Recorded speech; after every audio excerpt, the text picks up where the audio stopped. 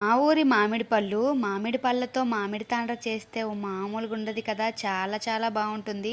అలాగే మామిడి పళ్ళు మా ఇంట్లో ఇవి చెరుకు రసాలు బాగా పల్లి ముగ్గిపోయిన తర్వాత ఇంకా దాన్ని పొట్టు తీసి మిక్సీ పట్టేసినాం.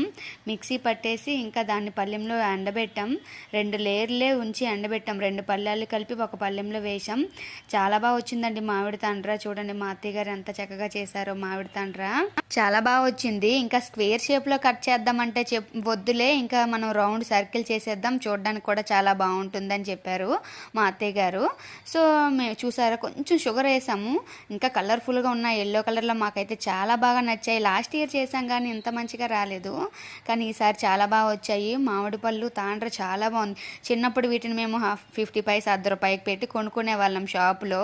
ఇప్పుడైతే మేము ఓన్గానే చేసేసుకుంటున్నాం. మన ఇంట్లో మామిడి తాండ్ర, మన ఊరు మామిడి పళ్ళతో, ఇవి దళైవలస మామిడి పళ్ళతో తాండ్రండి. చాలా బాగుంది. మీరు కూడా ఎట్లాంటి తాండ్ర చేసుకొని తిన్నారా? Thank you for watching.